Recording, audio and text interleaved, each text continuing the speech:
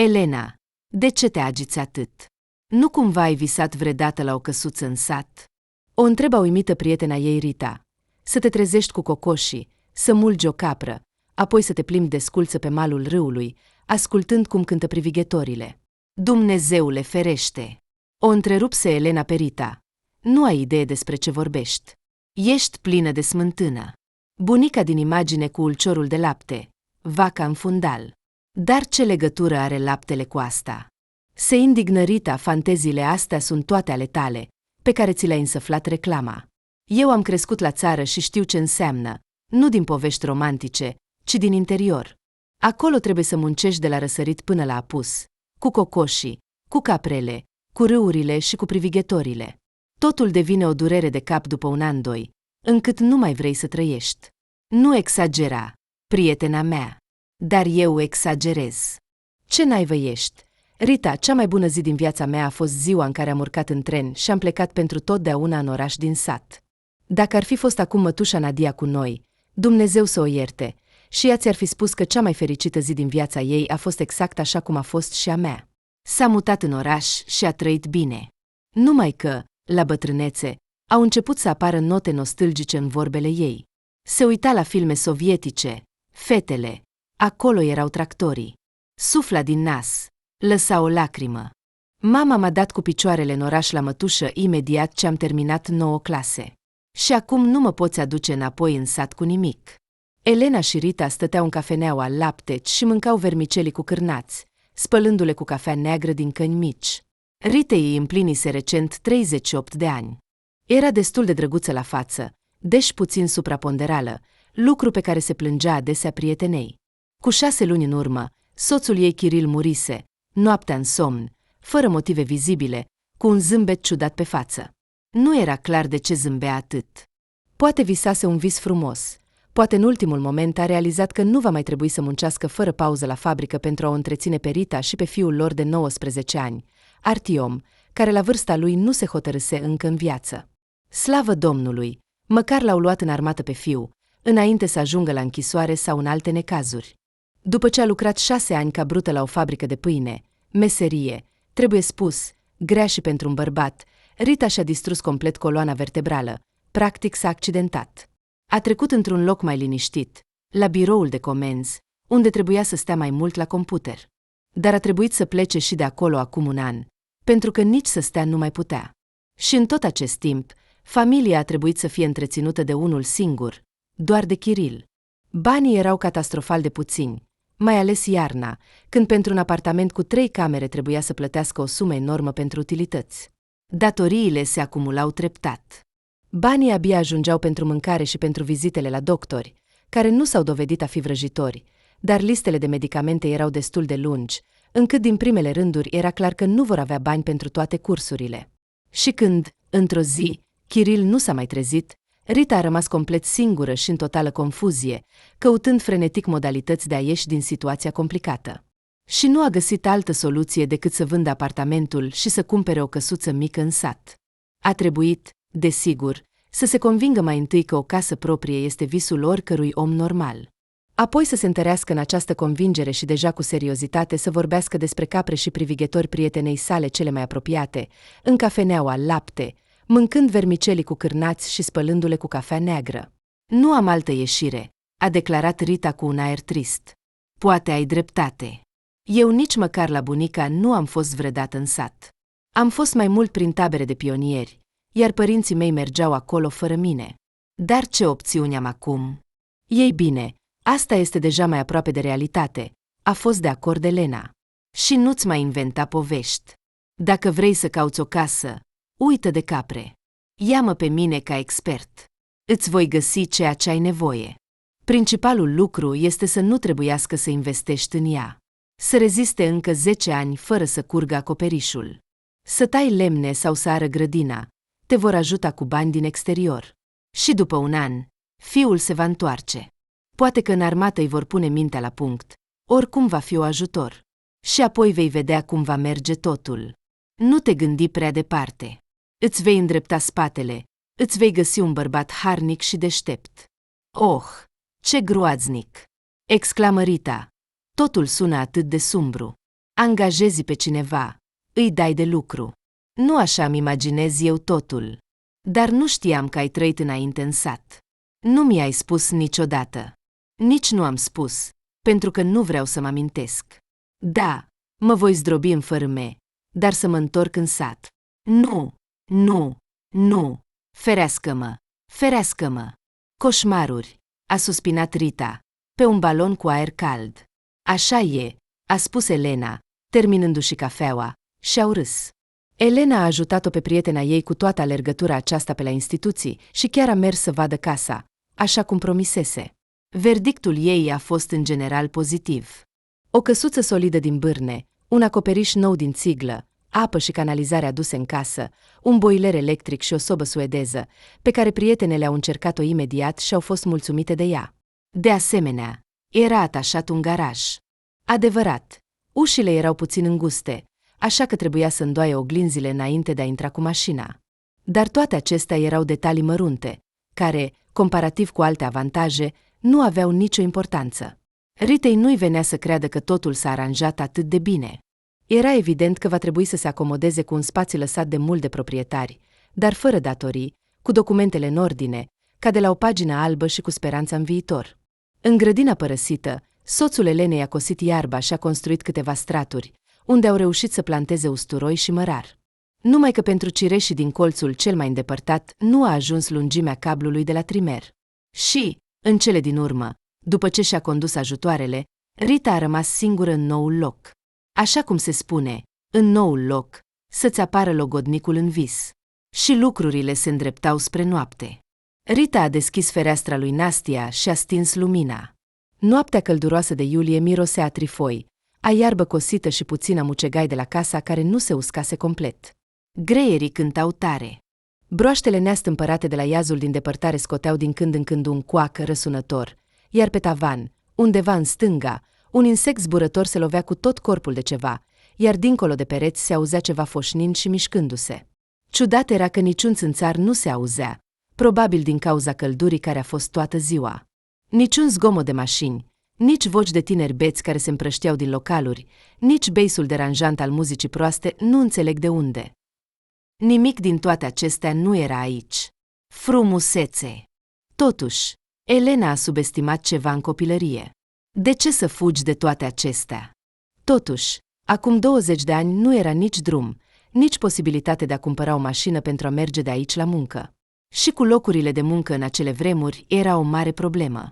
Cine a putut, s-a mutat în oraș, iar cei care au rămas și-au trăit ani, observând cum se prăbușesc ultimele rămășițe ale vieții de sat. Cea mai apropiată casă a vecinului Ritei, unde locuia o pereche mai în vârstă care avea iepuri și familia lor, se afla la 300 de metri. Celelalte case erau fie abandonate, fie folosite ca case de vacanță, fiind vizitate doar cu ocazia sărbătorilor mari. Oamenii nu se grăbeau să se întoarcă în sânul naturii, dar începuseră să se uite la o astfel de perspectivă. Și o capră, totuși, ar putea fi adusă, se gândi Rita ce mult îi trebuie unei capre. Iarbă este din belșug și nu va trebui să o cosesc. Pentru iarnă, un adăpost poate fi construit chiar în hol. Și un câine ar putea fi adus. Un câine nu ar strica. Nu se știe niciodată cine ar putea să se rătăcească în sat, iar până la cei mai apropiați vecini nu poți striga. Cu aceste gânduri, Rita a început să se lase purtată de o somnolență vagă, când a auzit deodată o voce umană. Ajutați-mă! Oameni! Ajutați-mă! A deschis ochii, neînțelegând pe deplin dacă este un vis sau realitate. S-a ridicat în pat, ascultând. Hei, te implor, salvează-mă! S-a auzit din nou de undeva dinspre cireșii din depărtare și parcă chiar puțin din pământ. Oameni! Vocea se slăbea evident și devenea tot mai tăcută. Inima Ritei s-a oprit mai întâi, apoi a început să bată cu viteza unei mitraliere. Ceva ce nu se aștepta. Iată-ți căsuța în sat. Iată-ți că nu sunt probleme. S-a ridicat și s-a apropiat de fereastră. Chiar și greierii tăcuseră, iar broaștele nu mai scoteau niciun sunet. O tăcere stridentă și înfricoșătoare a cuprins întreaga împrejurime. A doua oară în viața ei, părul de pe capul Ritei s-a ridicat. Prima dată a fost acum 4 ani, când mașina s-a stricat pe drum și se întorcea acasă pe autostrada noaptea, înconjurată de pădure pe ambele părți. Atunci, Aproape de marginea drumului, a strigat un elan pe care nu l-a observat imediat. Ce frică a fost! Își amintește și acum acest episod când are ocazia. Iată că acum era aproape la fel. Dar, ca și atunci, neuronii din creierul ei au început să se agite, încercând să găsească o explicație rațională pentru ceea ce se întâmpla, dar nu-i venea nicio explicație în minte. Ar fi fost mai bine dacă acest necunoscut ar fi bătut la fereastră. Chiar și asta nu ar fi fost atât de înfricoșător, deși neplăcut. Rita și-a tensionat și mai mult auzul. A stat câteva minute, uitându-se în semi-întunericul cireșilor. Dar vocea nu a mai sunat. Nu cumva a fost doar o iluzie. De 2 ori? Hei, este cineva aici? A spus ea fără rost. Cea mai stupidă frază din filmele de groază, care întotdeauna o enerva pe Rita, a prins această idee și s-a gândit că, de fapt, nu ai ce altceva să spui în astfel de cazuri. Desigur, nimeni nu i-a răspuns. A închis fereastra, de precauție. Rita Suiverna s-a făcut o cruce și s-a întors în pat. Trebuie să aduc un câine. Mai întâi un câine, apoi mă voi gândi la capră. Cu acest spirit și cu gândurile amestecate despre un viitor vag, totuși s-a forțat să adoarmă. Și ochii s-au deschis doar când ceasul arăta 9:10. Dimineața, incidentul nocturn cu vocea părea aproape amuzant. Cel mai probabil, a concluzionat Rita, s-a întâmplat din cauza tensiunii nervoase, care, deși nu era pe deplin conștientă, dar era prezentă în prima zi în noua, încă străină casă. Așa îi se întâmpla întotdeauna și înainte.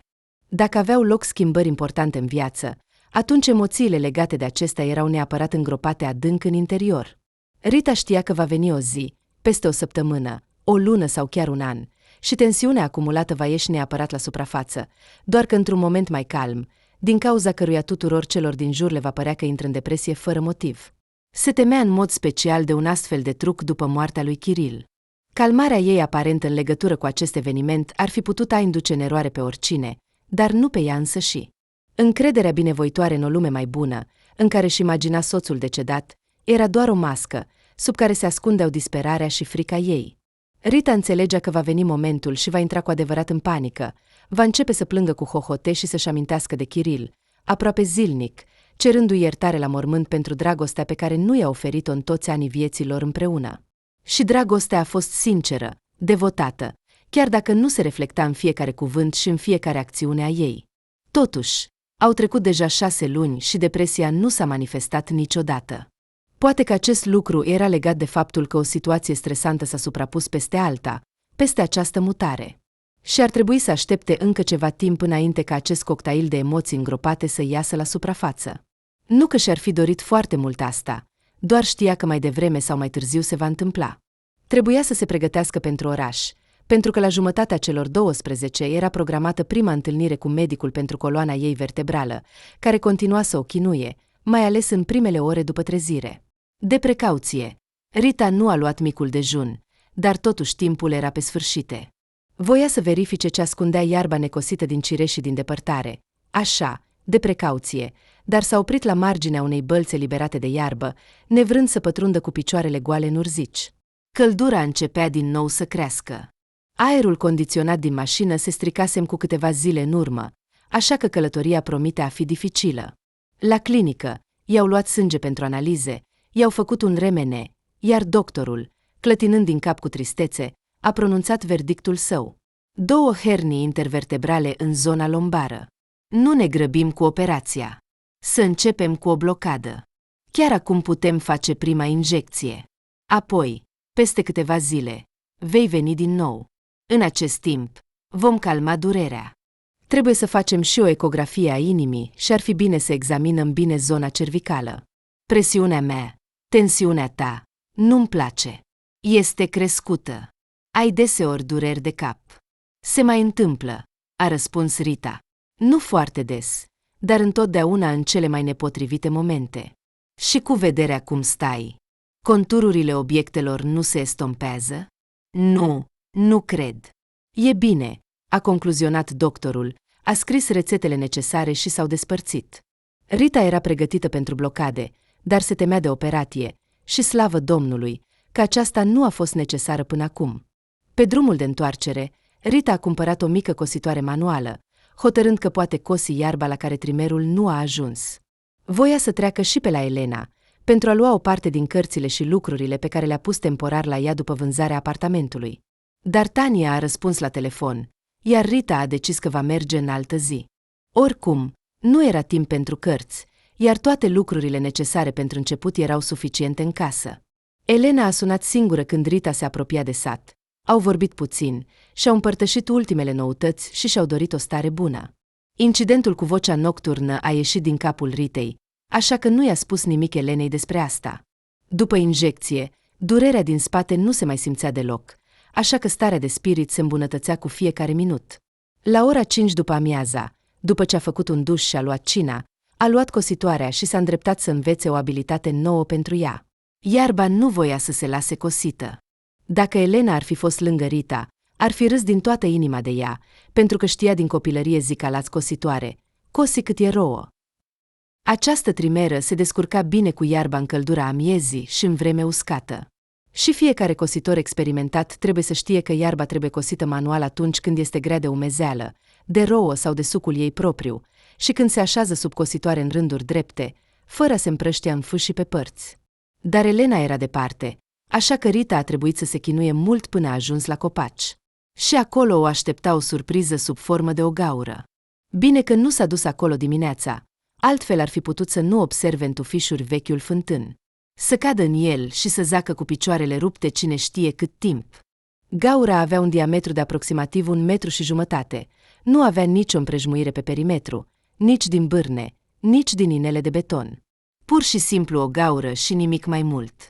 Rita s-a apropiat cu grijă de margine și a privit în fântână. Abisul negru părea, la prima vedere, infinit. A găsit o ramură groasă și scurtă și a aruncat-o în jos. După câteva secunde, aceasta a lovit ceva cu un zgomot surd. Nu s-a auzit niciun strop de apă, așa că fântâna era uscată. Dar apoi s-a întâmplat ceea ce a făcut-o să se retragă și să cadă pe fund. Rita a auzit din gaură aceeași voce care a sunat în noaptea trecută. Hei, oameni! Cine e acolo? Ajutați-mă! S-a auzit din adâncime. Rita, aproape fără să respire, s-a ridicat în picioare și acum nu știa ce să facă. Oameni! Vocea aproape a răsunat, ca dintr-un tub. Sunt aici. În sfârșit a răspuns ea. Cine ești? Ce faci acolo? Întrebarea, deși stupidă, dar trebuia să înceapă de undeva. Ajută-mă, te rog. Vocea masculină s-a animat. Nu știu cum am ajuns aici. Eram gata să mor. Te rog, aruncă-mi o frânghe. Îți sunt bune mâinile și picioarele? Se pare că sunt bune, dar nu mai simt nimic. E rece aici, ca într-un congelator. Mă vei ajuta? Așteaptă un minut. Caut o frânghe. Rita s-a trezit și cumva imediat s-a trecut la tu, simțindu-se, în general, protagonistul principal. Indiferent cine ar fi acest bărbat, dar trebuie să-l ajute în orice caz. Căci și ea, în alte circumstanțe, ar fi putut să ajungă în această gaură. Nu a găsit nimic asemănător cu o frânghe în casă, dar a găsit multe rufe. A legat împreună câteva cearceafuri și o pilotă și s-a întors în grădină.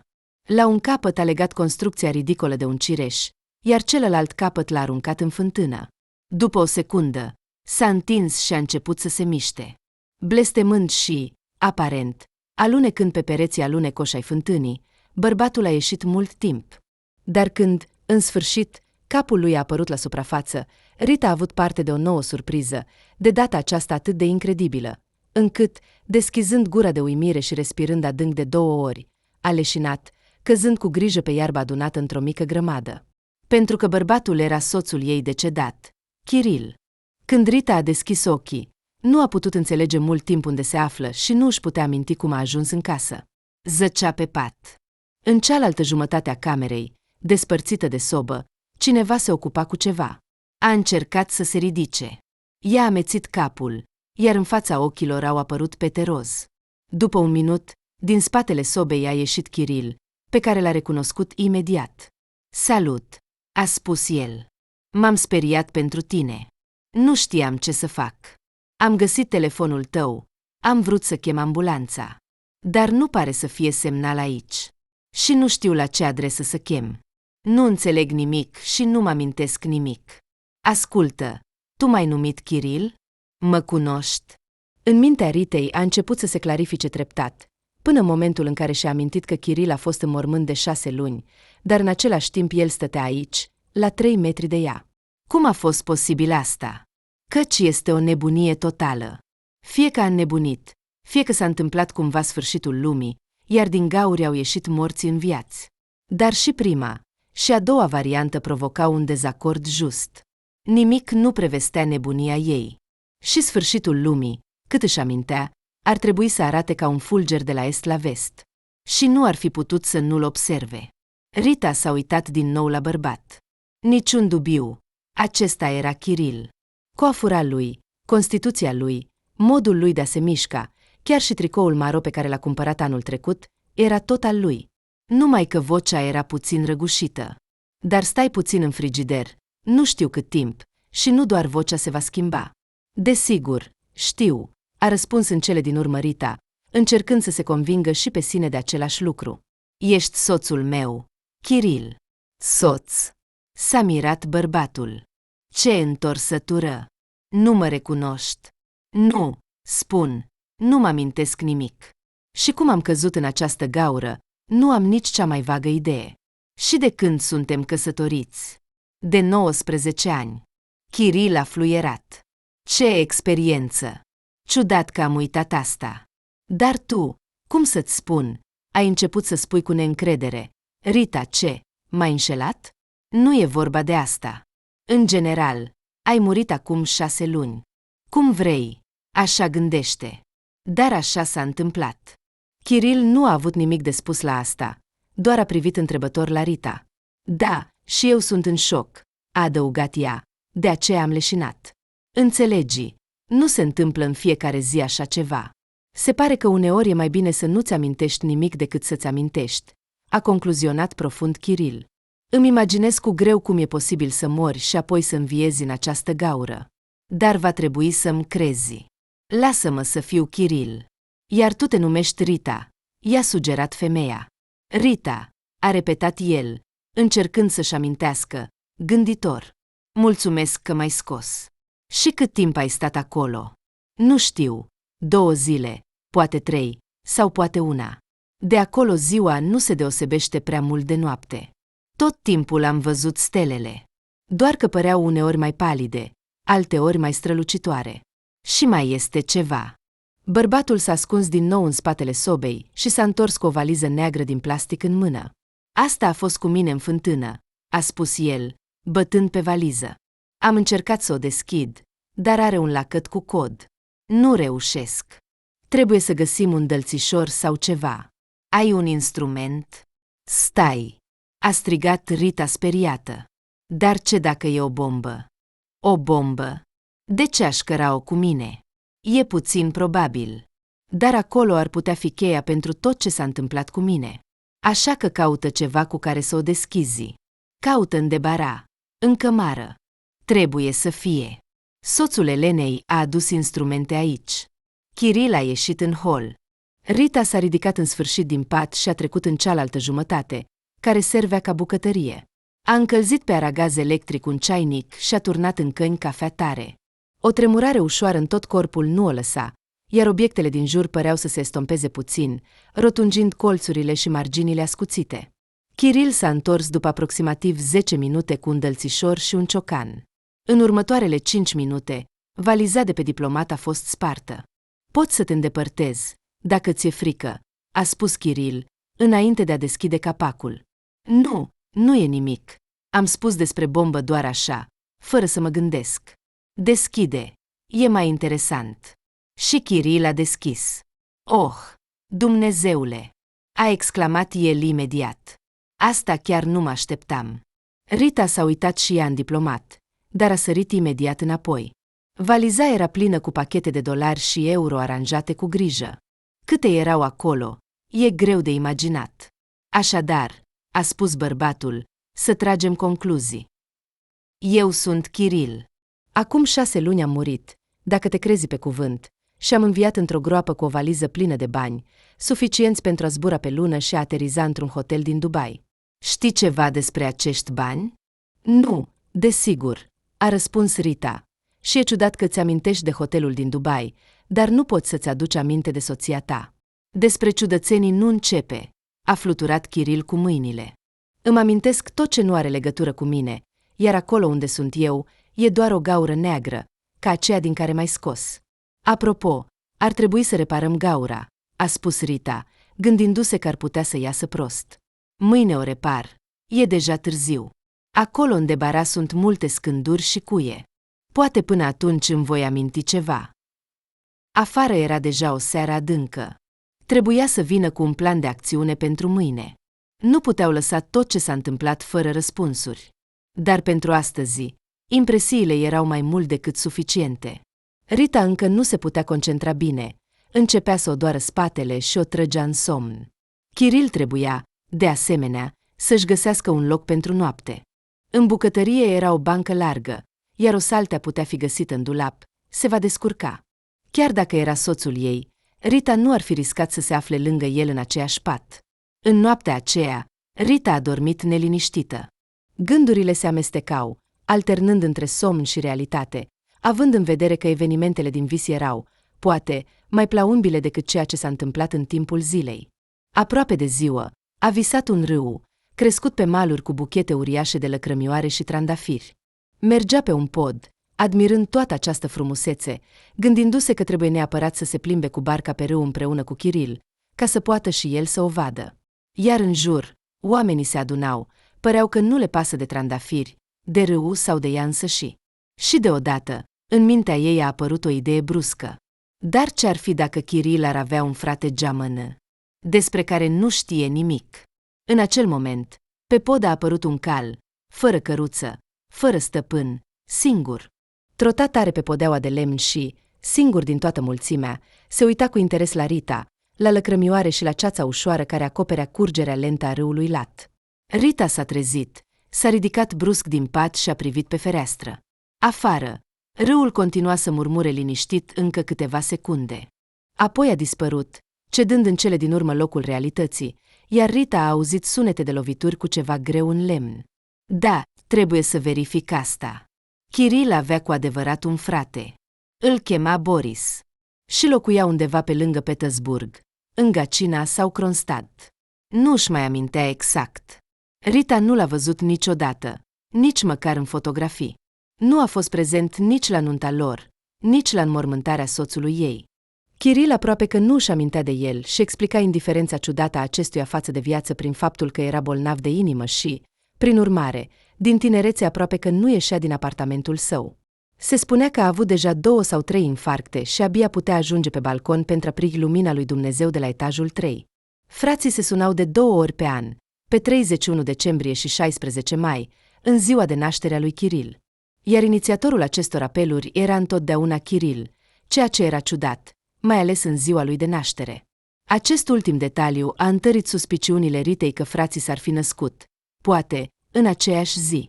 Și atunci, o concluzie prostească, desigur, a problemei. Dacă ar fi citit despre asta într-o carte, probabil că s-ar fi dezamăgit în autor, deoarece totul era prea banal. 2 oameni identici, un șablon bătut, discutat de toți cei care nu au nimic de făcut. Dar banalitatea este banalitate, iar aceasta nu este un roman polițist, ci viața ei, în care au avut loc evenimente inexplicabile, care necesitau o dezlegare urgentă. Întrebarea despre cum a pierdut geamănul memoria și cum a ajuns cu o valiză de bani în groapă părea acum nu atât de esențială. De exemplu, l-a lovit un al 3-lea infarct sau poate chiar un accident vascular cerebral.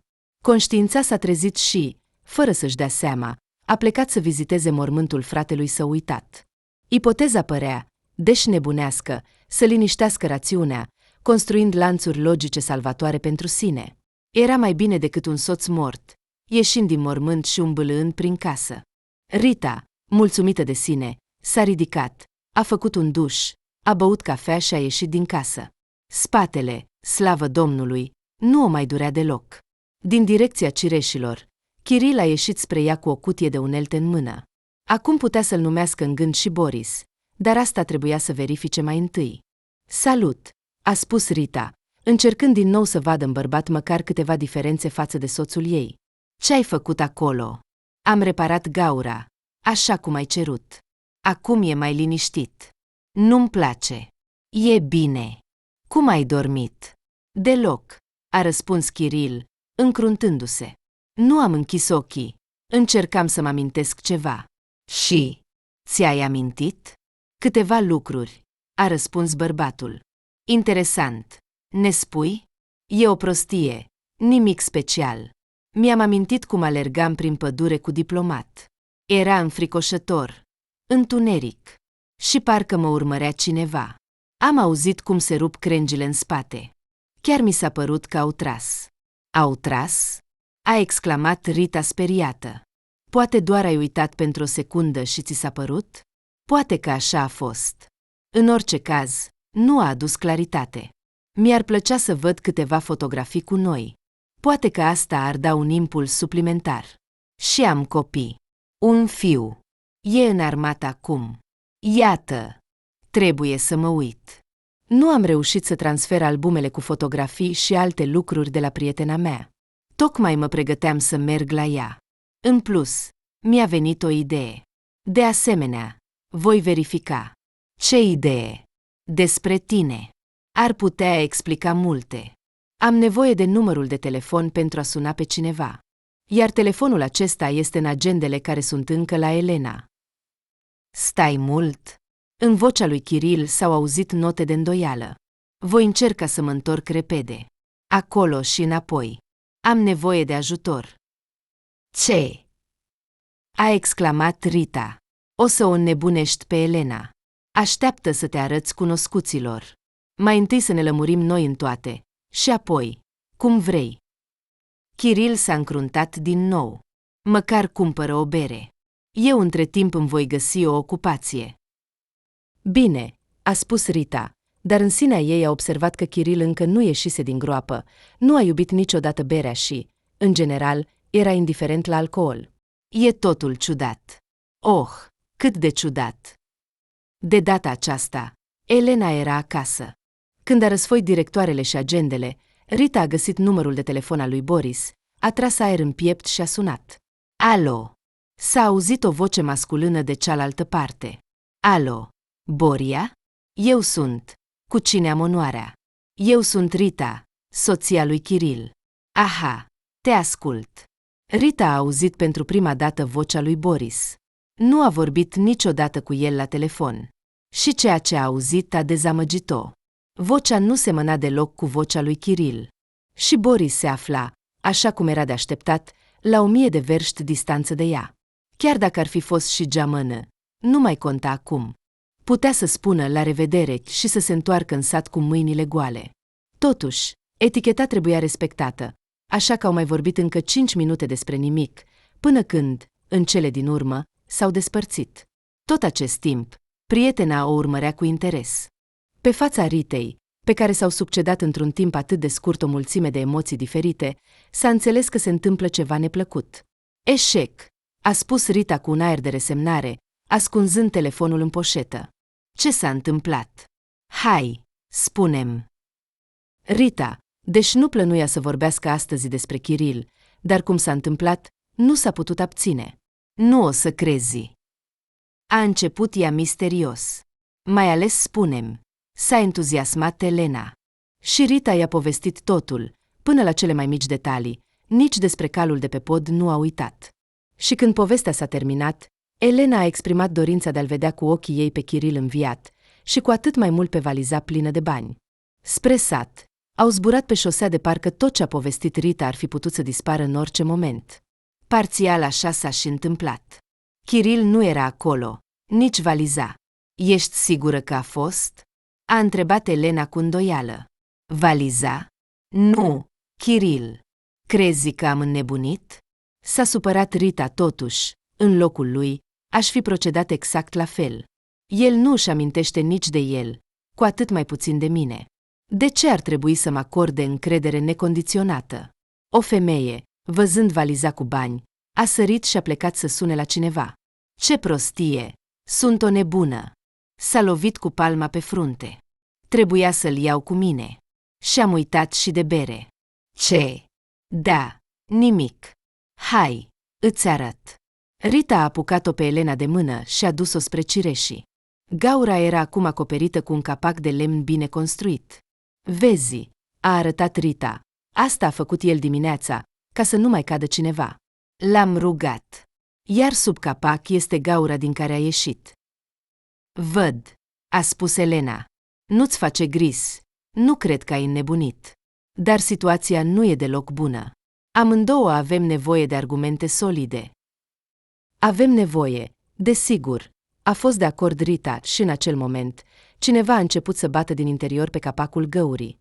Femeile s-au speriat și s-au tensionat. Așteptau ca cineva să înceapă din nou să strige după ajutor, așa cum povestise Rita, dar se auzea doar acest bătaie surdă cu un interval de aproximativ 6 secunde. Cine e acolo? Nu s-a putut abține Rita. Kiril, ești tu? Dar nu a fost niciun răspuns. Totuși bătaia nu s-a oprit, ba chiar capacul a început să tremure de lovituri. Ajută-mă, a spus Rita, luându-se în mâini și apucând un capăt al capacului. Dar poate că nu ar trebui? S-a îndoit Elena. Mi se pare că nu e bine, după toate cele întâmplate. Trebuie. Elena, ce ai? Nu e vreun demon acolo, până la urmă. Hai, cu grijă. Împreună au dat la o parte capacul, iar de acolo a sărit un iepure. Un iepure mare, poate chiar un iepure sălbatic, gri, slab, cu ochii mari de frică. O clipă a alergat în jurul gropii, riscând să cadă din nou în ea. Se pare că, la fel ca și Kiril în acel moment, nu înțelegea ce s-a întâmplat, cine era și unde să fugă. Apoi s-a oprit, a rămas nemișcat, uitându-se la femeile la fel de surprinse, și a început să mănânce iarba lăsată pe aici-colo. Aproape de seară, Kiril a apărut totuși. Rita reușise să o ducă pe Elena acasă și să aducă cu ea o mulțime de lucruri. Kiril arăta posomorât, obosit, cu cearcăne sub ochi și părea chiar puțin slăbit. Unde ai fost? A întrebat Rita îngrijorată. El a făcut doar un gest vag cu mâna și a murmurat.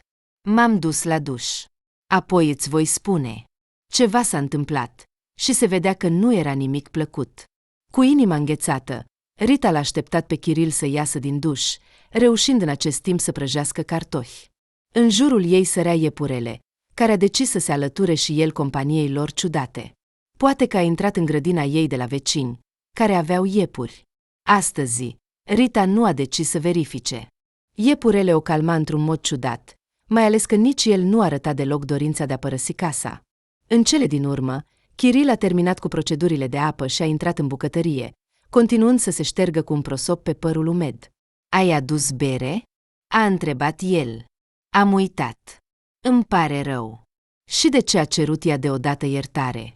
Din inerție, parcă începea să se obișnuiască cu faptul că Kiril, oricum ai lua-o, era viu și acum lângă ea, chiar dacă cu o atracție neobișnuită pentru bere.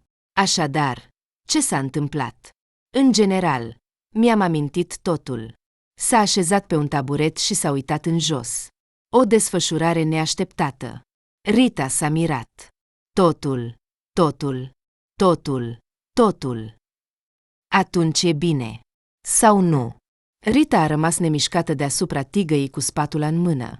Nu știu cum să-ți spun despre asta, s-a bâlbâit Kiril.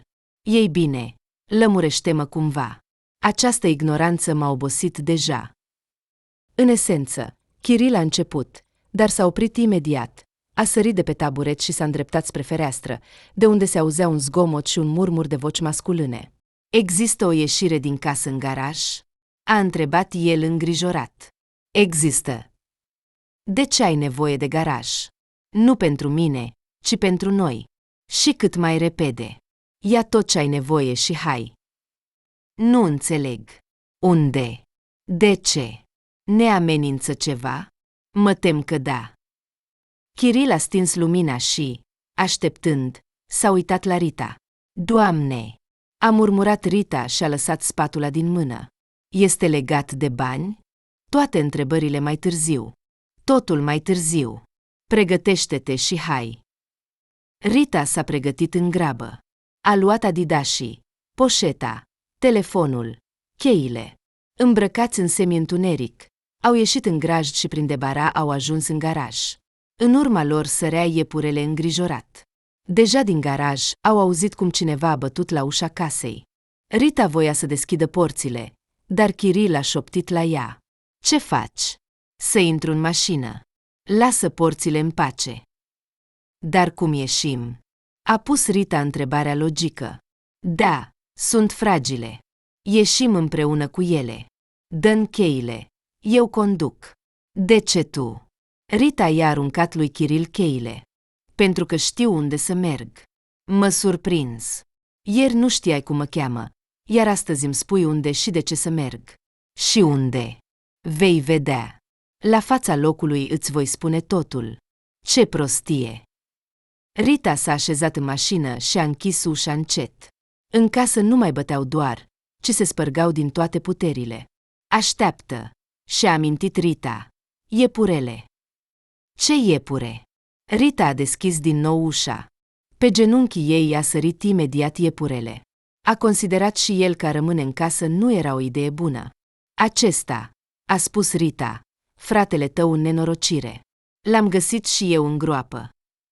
Doamne, s-a mirat Kiril, prinde-te! A pornit mașina și a accelerat brusc. Porțile le-au dărâmat ca pe niște carton.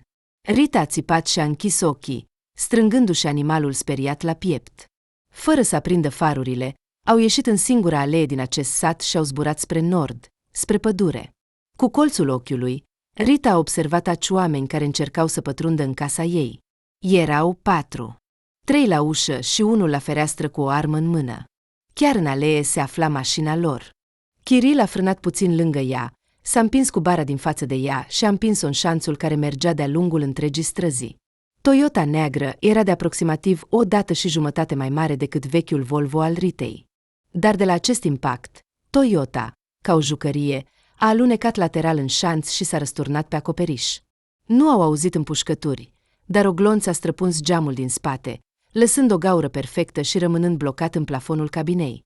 Kiril a apăsat din nou pe accelerație și nu a mai frânat până în pădure. Numai în pădure a aprins farurile și pe un drum barelai vizibil a început să se strecoare în adâncimea acesteia. Totul părea neobișnuit, de parcă ar fi fost într-un vis. Mașina sărea în grot, ca o barcă pe valuri.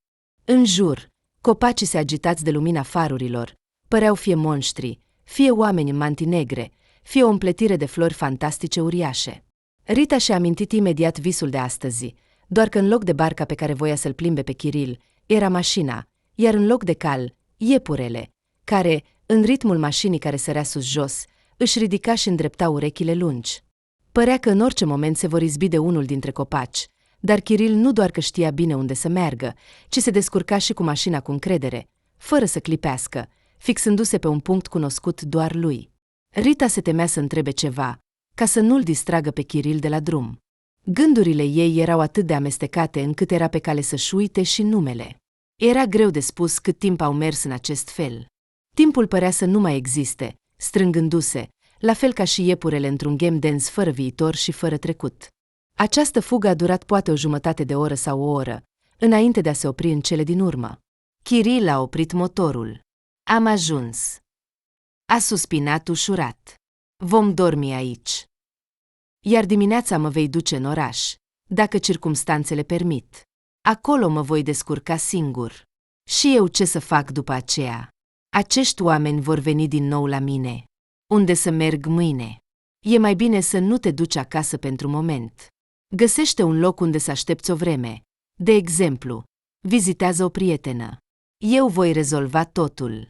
În câteva zile voi rezolva problema. Și cine sunt acești oameni? Și ce problemă? Explică-mi. În sfârșit. Hai să mergem în casă. Acolo îți voi spune totul. În care?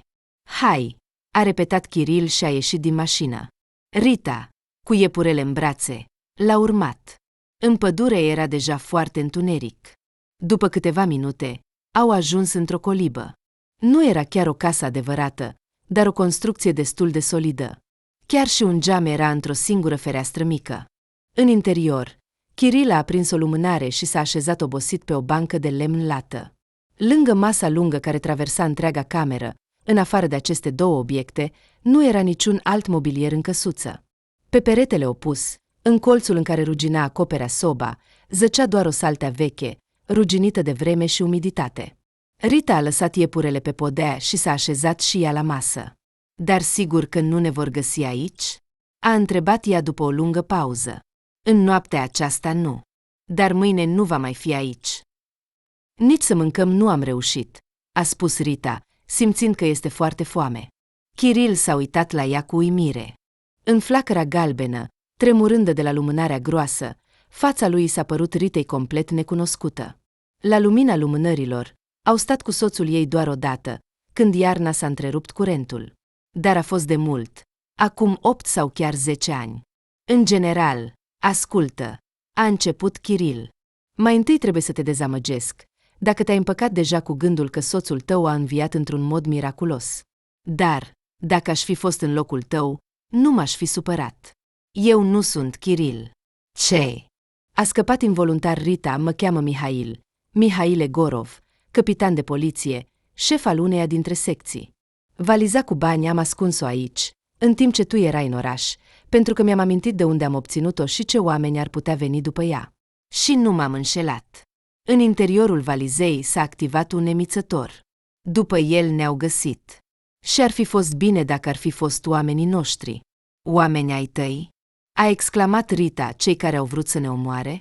Ciudați oamenii ai tăi. Și dacă nu ești Kiril, de ce semeni cu el ca 2 picături de apă? Și cum ai ajuns în fântână? Întrebările nu se termină. Așteaptă. Hai să le luăm pe rând. Bine, hai să facem asta. Banii sunt dovezi. Au arestat un funcționar corupt.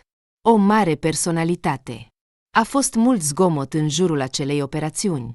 Oameni influenți s-au implicat pentru a-l salva pe funcționar și, cel mai important, pentru a recupera banii. O sumă mare. 3 milioane în valută. Doamne, câte milioane! A exclamat Rita foarte mult.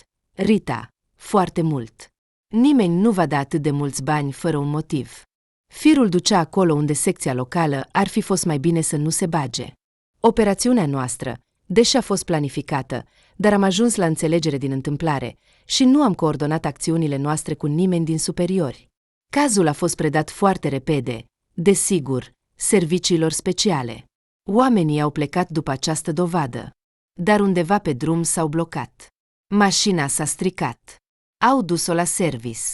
M-au sunat și m-au rugat să duc personal acești bani și să-i predau agenților blocați. Era agitație în jur, un haos total. Inima mea simțea că ceva nu e în regulă cu această comandă. Dar nu puteam avea încredere în nimeni. Așa că am plecat singur cu acest mic diplomat. Erau doar câțiva kilometri până acolo, vreo 80. Dar pe drum, o mașină m-a tăiat. Am reușit să mă întorc pe un drum de țară. Îmi dau seama că cineva a venit după mine. Și clar nu erau oamenii noștri, ci, așteaptă, din altă parte. Au început să tragă. O glonț mi-a străpuns un cauciuc. Am luat valiza în brațe și am sărit. Era deja întuneric, aproape noapte. Nu știu unde fug. Locurile nu sunt chiar străine. Ei bine, în întuneric, cine știe? Și când te trag în spate. O glonț m-a lovit bine, chiar pe la ceafă, dar se pare că am scăpat. Am ieșit la un pârâu. Pe acest pârâu mi-am dat seama unde mă aflu. Era deja o pădure familiară. Atâta timp cât eram pe adrenalina, nici măcar nu simțeam durerea. Mi-am spălat rana, aproape nu era sânge, glonțul a trecut pe lângă, dar m-a contuzionat totuși neplăcut. Această fugă mi-a venit prima în minte astăzi, când te-ai pregătit să mergi la prietena ta în oraș. Și apoi ce? Apoi, îmi amintesc că am stat lângă pârâu. Și apoi, un gol. M-am trezit doar în groapa ta. Cum am ajuns acolo, se pare că va rămâne o enigmă pentru totdeauna. Poate că mi s-a închis mintea și, fără să-mi dau seama, am ajuns cumva în sat, iar acolo, foarte probabil, am căzut în grădina ta. Nu pot să-mi amintesc nimic în legătură cu asta. Bine, a spus Rita. Să presupunem că așa a fost. Dar de unde provine această asemănare cu Kiril? Lasă-mă cu asemănarea asta. Ce mai contează acum? O întâmplare întâmplătoare. Ce să mai spui? Acum trebuie să ne gândim la altceva. Mă caută acum din ambele părți. Și ai noștri, și ai lor. Se pare că am furat niște bani din safe. Așa că acum sunt dușmanul poporului pentru toată lumea. Trebuie să ajung la secție și să explic totul. Dar nu există astfel de întâmplări întâmplătoare. Rita s-a blocat în gândurile ei. Ca să coincidă în cele mai mici detalii cu soțul meu, și mersul tău e la fel, și gesturile, și fața. Chiar și la gemeni se pot găsi unele diferențe, dar între voi nu există. Judecă singur. Câte astfel de copii umblă pe fața pământului? Să zicem, 2 din 7 miliarde. Unul undeva în Brazilia, altul în Papua Noua Guinee. Pot oare oameni atât de asemănători să se afle în același oraș? E incredibil. Nu trebuie să fii matematician. Kiril, adică, acum, judecând după toate, Mihail, doar a ridicat din umeri și a tăcut. E imposibil de crezut. Rita nu se potolea. Și cum ai găsit această căsuță? E căsuța noastră. Cu prietenii, când mergem la pescuit, ne oprim aici.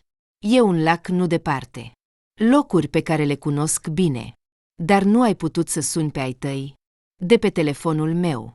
Așa că telefonul mobil nu prinde semnal în sat. Și când ar fi fost să sun? Mai ales că, chiar dacă aș fi sunat, nu se știe cine ar fi venit primul la noi. La omul pe care l-am arestat, sunt oameni ai lui peste tot. Nimeni nu te-a văzut până acum, așa că ești, cumva, în afaceri. Poți dormi liniștită, doar așteaptă câteva zile. Apropo, ești foarte obosită? Mă simt ca și cum aș cădea. Poți să te întinzi acolo. Mihail a arătat spre saltea. Eu voi veghea, pentru orice eventualitate. Dimineața ne vom pune pe drum. Nu mai e mult. În curând toate aventurile tale se vor termina. Îmi pare rău că a trebuit să te implic în toate acestea, dar așa s-a întâmplat. A mormăit Rita, puterile o părăseau cu adevărat. Ochii se închideau. Obiectele din jur au început din nou să-și piardă contururile. S-a întins pe saltea și a căzut imediat într-un somn adânc. A devenit aproape indiferentă la ce se va întâmpla mâine. Totul o epuizase atât de mult. Lângă ea s-a așezat și iepurele care își revenise. Spre dimineață, iepurele s-a mișcat și s-a trezit. Picioarele din spate erau prinse sub mâna Ritei. Aceasta s-a trezit și l-a privit pe iepure cu ochii mari. În noaptea aceea nu a visat nimic. Afară era lumină. Pe bancă, cu capul pe masă, dormea Mihail.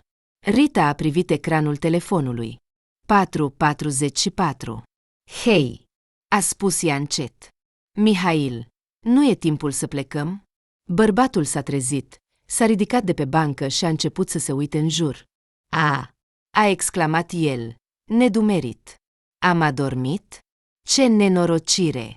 Cât e ceasul? Aproape 5. E timpul, a spus el hotărât. Rita s-a ridicat și ea de pe patul ei, dur și deja se aștepta ca spatele ei să-i facă din nou probleme după o noapte ca aceasta. Dar nu a simțit dureri, ceea ce a bucurat-o. Mihail a împins salteaua de la perete și cu o mică furcă, care se afla lângă sobă, a ridicat o parte din bârna de jos de la podea. În spatele bârnei a găsit un ascunzător, din care a scos un diplomat deja cunoscut. Să plecăm, a concluzionat el. Astăzi vei conduce tu. Eu sunt complet epuizat. De data aceasta, Rita l-a așezat pe iepure pe scaunul din spate, s-a așezat la volan, a pornit motorul și, obosită de aventuri, compania a pornit încet spre Teplinsk. La intrarea în oraș, i-a așteptat o surpriză neplăcută. Poliția a blocat drumul, iar în fața acestei bariere se adunase deja o coloană de mașini. Au observat asta de departe, așa că au ieșit de pe șosea spre un cafe de pe marginea drumului. Și ce facem acum? A întrebat Rita.